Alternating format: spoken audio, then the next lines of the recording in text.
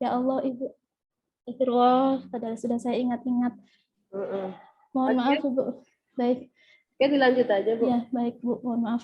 Nah, kemudian setelah itu saya tindak lanjuti dengan kajian literatur untuk mencocokkan apakah sesuai tidak dengan hasil wawancara saya. Seperti itu, Bu. Oke, terus berarti ditemukan lagi banyak solusi. Betul. Ya. Kemudian Mengambil satu gimana, Bu? mengambil satu, Yang paling cepat gimana caranya? baik. Jadi yang pertama adalah triangulasi data. Jadi saya pertama saya bandingkan jawaban-jawaban yang sudah saya dapatkan, mana yang sekiranya mengerucut ke satu. Jadi misalkan satu narasumber mengatakan dia misalkan metode yang terbaik itu PBL, kemudian ada yang lain PJBL. Nah, itu saya kaji lagi di kajian literatur dengan mencari kelemahan dan kelebihan dari masing-masing solusi yang sudah didapatkan. Setelah itu, setelah mendapatkan kelebihan dan kelemahannya, saya sesuaikan lagi dengan kondisi yang ada di sekolah, Pak, yang mana yang memungkinkan untuk nantinya akan saya gunakan sebagai suatu solusi saat PPL, seperti itu, Ibu. Oke. Oke, saya kira cukup dari saya, Bu Amira. Baik, terima kasih, Bu Andi. Silakan, Bu Amira. Ya, terima kasih, Bu. Ya, Bu Isma ya. Ya, baik, Bu. Di rencana aksi ini, Ya, Bu. Ibu mengambil aksi rencana aksi keberapa, Bu? Ketiga, Ibu. Aksi ketiga. Iya, betul. Ini di Mapel, ini sambil saya buka ya, di Baik, Mapel Ibu. Pendidikan. Iya, betul. Ya, kayak tadi lihat memilih ya, peserta didik memilih stick berwarna itu ya. Iya. Ya. Kemudian di perumusan IPK ini Ibu peroleh dari mana ini? Apakah sudah jadi dari silabus sekolah atau Ibu yang merumuskan sendiri? Untuk KD saya mendapatkan dari silabus, Bu, tetapi untuk IPK saya sesuaikan lagi dengan kebutuhan seperti itu. Jadi menyesuaikan dengan KD-nya. Tetap ada penyesuaian. Di silabus ya, belum ya, ada di silabus sekolah. Ya. Bagaimana cara Ibu merumuskan IPK di misalnya di 3.61 itu kalimatnya begini, 3.62 itu begini. Baik. Boleh dijelaskan? Baik, saya boleh sambil share screen mungkin sambil boleh, membaca. Boleh, silakan. Ya, karena saya juga buka sendiri filenya ini. Ya. Ya, baik, di sini di KD 3.6 yaitu menerapkan persiapan media. Nah, di sini saya menentukan pertama itu mengapa kebutuhan air karena memang persiapan wadah gini, Bu. Karena media ikan itu adalah air itu sendiri, sehingga bagaimana kemampuan anak-anak dalam menentukan kebutuhan air di suatu media itu menjadi poin utama yang perlu saya ajarkan juga kepada anak-anak. Nah, kaitannya dengan itu juga adalah persiapan wadah. Jadi bagaimana anak-anak mempersiapkan wadah sebelum kemudian dimasuki air. Karena ada beberapa tahapan dan juga ada beberapa perbedaan. Misalkan wadah akuarium, misalkan wadah kolam dengan wadah tambak itu juga ada perbedaan perlakuan, sehingga di sana saya ingin anak-anak juga memahami terlebih dahulu. Jadi tidak pukul rata saja semua seperti itu. Nah, itu yang pertama karena wadah dan airnya itu adalah media utama. Kalau itu sudah kemudian siap, baru kemudian kita bisa melanjutkan ke tahap berikutnya yaitu pendadaran ikan. Karena kebetulan di pendadaran ini sifatnya hanya melanjutkan dari pembenihan, sehingga untuk penanganan benih sendiri itu tidak terlalu seribet kalau kita di pembenihan seperti itu, Bu. Kalau menurut pemahaman saya.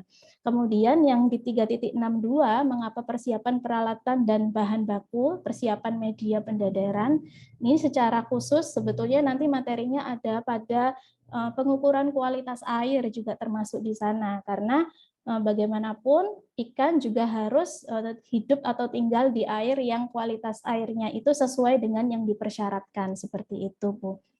Untuk KKO-nya sendiri? KKO menerapkan ada pada C3, Ibu. KKO yang sesuai? Iya, ada sesuai dengan KD-nya. Boleh dibawanya? Boleh. Kalau indikator kunci boleh dibawanya atau tidak? Kan minimal 2 ya, ada indikator pendukung, ada indikator kunci. Kalau indikator pengayaan boleh di bawahnya level kognitifnya ya. Iya, Bu, betul. Kalau indikator kuncinya Indikator kuncinya adalah menerapkan boleh kebutuhan. dibawanya atau tidak untuk KKO-nya yang kita Tidak gunakan? boleh, Ibu, kalau tidak. indikator kunci. Iya. Jadi boleh untuk indikator pendukung. Cukup untuk IPK. Kemudian di tujuan pembelajaran. Boleh dijelaskan cara merumuskan tujuan pembelajaran? Jadi untuk tujuan pembelajaran ini merujuk kepada ABCD, yaitu audience, peserta didik, kemudian behavior itu apa yang mereka mampu untuk lakukan nantinya, yakni menerapkan perhitungan kebutuhan air dalam persiapan media pendadaran, kemudian kondisi yang ingin kita terapkan kepada anak-anak yaitu melalui strategi pembelajaran jigsaw dan model pembelajaran problem based learning dengan benar ini adalah degree-nya atau kemampuan yang degree nantinya anak-anak harus bisa melakukan seperti itu, Bu. Tapi kalau saya lihat di condition untuk setiap tujuan ini sama semua.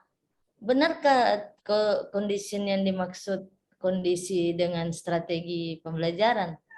Atau kondisi peserta didik yang dimaksud di situ? Baik, Ibu. Sependek pengetahuan saya, kondisi yang dimaksud adalah kondisi yang kita inginkan kepada anak-anak. Maksudnya kita menerapkan model apa, strategi apa, seperti karena memang ini solusinya adalah strategi jigsaw ini, maka itu saya bikin semuanya sama seperti itu, Bu. Kecuali memang di sini pada keterampilan, ya, karena keterampilan sifatnya itu unjuk kerja sehingga tidak bisa saya terapkan. Seperti itu, Ibu. Yang mana itu? Yang 3 sama 4. Yang 3 sama 4 ini itu sebetulnya memang keterampilan seperti itu. Sebenarnya kan kondisinya itu ketika peserta didik dapat melakukan pengelolaan melalui praktek. Itu melalui praktikum. 1 dan 2 malah saya lebih kepada misalnya melalui menghitung kegiatannya ya. Ya. Ini kalau saya baca sampai kondisinya masih semua 1 sampai 4 kondisinya sama, padahal sebenarnya berbeda kalau kita lihat behaviornya ya. Iya, betul, Ibu. Baik, nanti akan saya kembali lihat dan ini saja dikomunikasikan sebenarnya. Tapi prinsip untuk ABCD-nya itu memang harus nampak. Ini semua sudah kelihatan. Lanjut lagi Bu tadi Ibu Isma, berarti strategi pembelajaran yang Ibu tawarkan sebagai solusi di aksi ini. Betul. Berarti kalau tipe jigsaw di mana kelihatan di sintaks apa yang Ibu nampakkan di sintaksnya apa-apa yang menunjukkan bahwa strategi ini yang Ibu unggulkan sehingga masalah literasi ya? Masalahnya kekompakan, Bu, kolaborasi pada peserta didik. Oh, pembelajaran ya, kolaborasi antar peserta didik masih kurang ya. Bagaimana menyelesaikan, jadi di mana nampak bahwa tipe jigsaw itu di sintaks itu terlihat itu bisa menyelesaikan masalah kurangnya kolaborasi. Bisa dijelaskan di kegiatan yang Ibu akan rencanakan? Ya, baik, Ibu. Jadi di sini memang untuk pengambilan strategi jigsaw ini saya kombinasikan dengan model problem based learning sehingga metode strategi jigsaw ini terlihat pada kegiatan pengorganisasian kegiatan pembelajaran. Jadi di sini saya membentuk kelompok, kemudian anak-anak juga akan memilih stick S-nya sesuai dengan warna yang mereka inginkan. Nah, baru setelah itu mereka berkoordinasi dengan kelompoknya masing-masing untuk menentukan si A bagian bandeng, si B bagian kerapu misalkan. Baru setelah itu, setelah fix dengan kelompok asal mereka, mereka akan berpencar kepada kelompok lain ya dengan menyesuaikan stick S-nya, warna stick S yang sama seperti itu, Bu. Ini di situ saat mereka sudah berpencar dan satu kelompok itu sama-sama memiliki stick S dengan warna yang sama, maka itu disebut dengan kelompok ahli. Mereka akan membahas secara keseluruhan materi yang sedang kita berikan seperti itu, Ibu. Jadi saat anak-anak di kelompok-kelompok ini harapannya kenapa saya ambil jigsaw, masing-masing anggota itu akan mempunyai tanggung jawab untuk mencari materi. Kalau misalkan sebelumnya kita materinya itu satu untuk dikerjakan bersama, nah dengan adanya pemberian tanggung jawab kepada masing-masing anak ini, harapannya anak-anak akan otomatis punya greget untuk membaca, untuk menemukan hasil, dan juga punya kewajiban untuk mengkomunikasikan kepada temannya hasil dari diskusinya tadi seperti itu, sehingga harapan saya pemahaman materinya merata seperti itu, Ibu. Ya. Di sini saya lihat Ibu melakukan pembelajaran dengan pendekatan saintifik. Apa kegiatan inti dalam pendekatan saintifik itu? Ada 5M yang kita kenal ya. Bisa dijelaskan, Bu? Baik, jadi 5M yang pertama ya ini adalah mengamati. Jadi di sini nampak pada kegiatan ini guru memberikan beberapa gambar atau video yang tadi sudah sempat saya tayangkan. Nah, sekaligus saat mereka sudah melakukan kegiatan pengamatan, mereka akan tergerak untuk kita beri kesempatan untuk menanya. Jadi M yang kedua adalah menanya, memberikan argumentasi atau memberikan pertanyaan. Nah, setelah itu mulai ketika kita sudah sebar mereka di kelompok-kelompok, mereka akan melakukan M yang ketiga, yakni mengeksplorasi materi atau bereksperimen seperti itu. Jadi mengeksplorasi, mencari materi dengan kajian literatur, dengan diskusi bersama kawannya.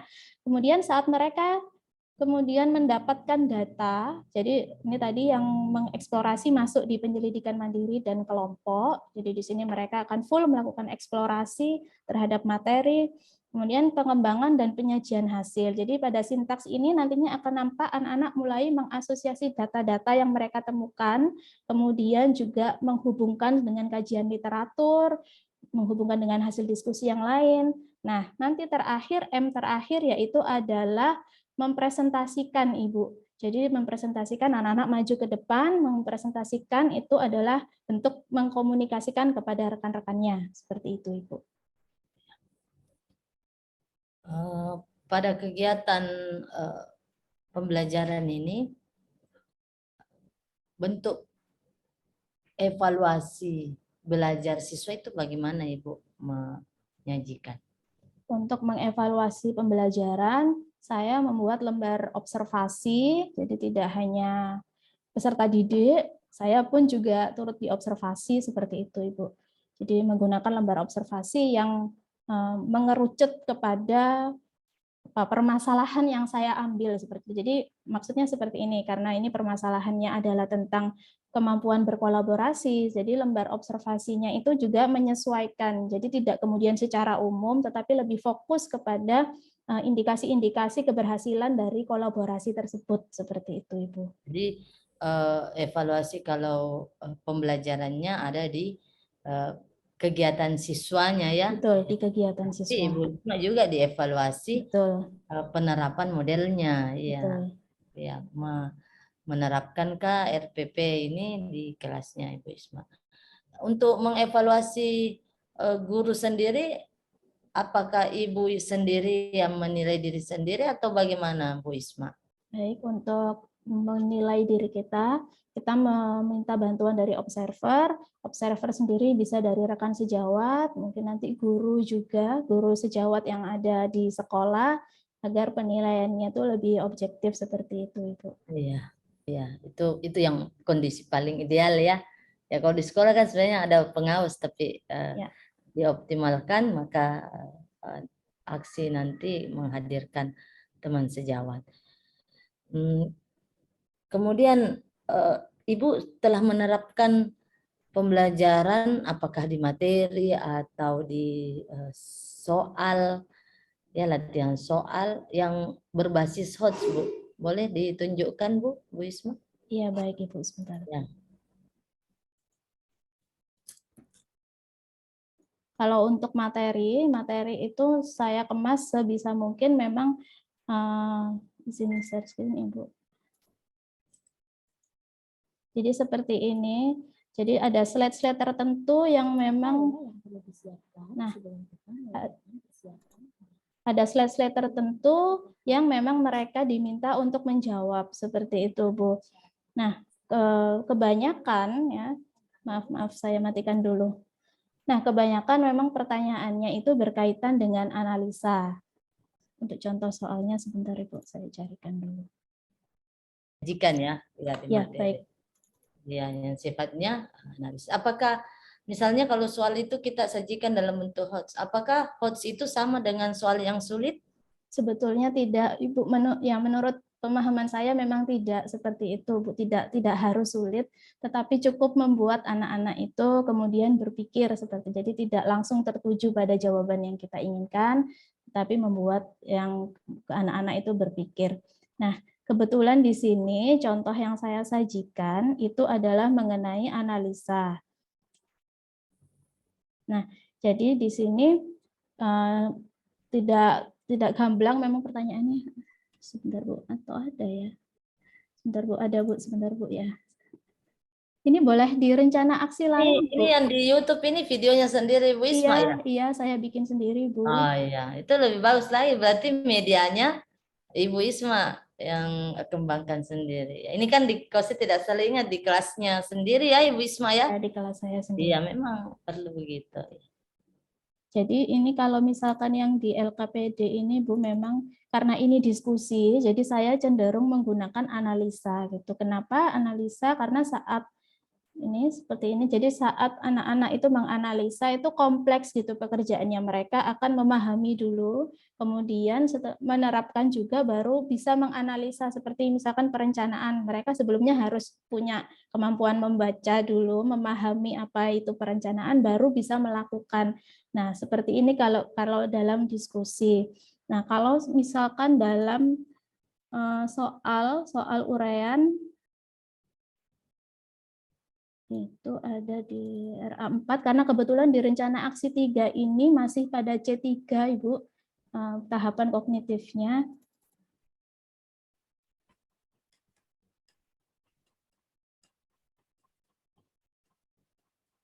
Nah, jadi seperti ini mungkin contoh soalnya Ibu untuk soal HOTS Masih itu. itu tadi, masih YouTube-nya yang kelihatan. Oh, oh iya baik-baik Bu. Bentar Bu. Nah, ini Ibu. Jadi ini salah satu contoh soal HOTS yang saya coba untuk berikan kepada anak-anak. Jadi memang sifatnya itu tidak langsung kepada jawaban yang saya inginkan seperti itu. Jadi ada prakatanya seperti itu Bu yang masih berkaitan. Iya, sudah bagus. Untuk upaya mengembangkan literasi dan numerasi itu dalam pembelajaran yang Ibu lakukan itu bagaimana Bu Isma?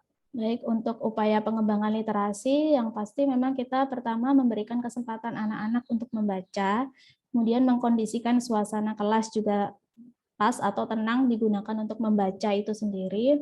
Kemudian juga ada satu trik, kebetulan kemarin baru diajarkan sama Bu Andi. Ya, jadi memang saat membaca itu kita tidak harus membaca keseluruhan kata-kata, karena jadi kita bisa fokus pada kata-kata tertentu dan mencoba mengembangkan dengan kata-kata sendiri, sehingga harapannya itu lebih mudah untuk dipahami. Dan tentu saja itu tidak bisa dalam satu kali pembelajaran, tetapi juga dilakukan secara kontinu, seperti itu, Bu. Kalau kemampuan numeriknya di mana kalau di materi ini? Kalau kemampuan numeriknya sebetulnya ada karena ini adalah persiapan kebutuhan air, itu sebetulnya kalau secara matematiknya itu ada penghitungan debit air. Itu juga bisa masuk ke dalam materi ini. Seperti itu.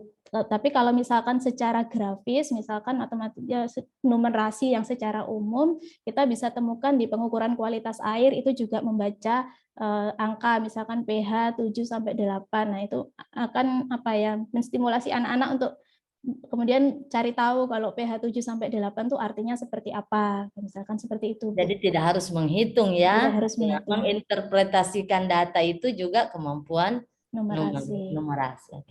Saya kira cukup Bu Isma, mudah-mudahan lulus dan bisa masuk lanjut ke Amin. aksi di sekolah. Amin, amin. Terima kasih Bu Andi dan Bu Amirah. Silahkan kembali memperbaiki atau mempersiapkan apa yang belum lengkap untuk di sekolah.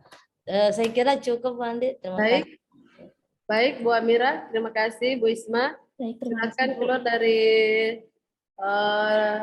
Rum, Wisma. Baik, Ibu. Terima kasih. Assalamualaikum.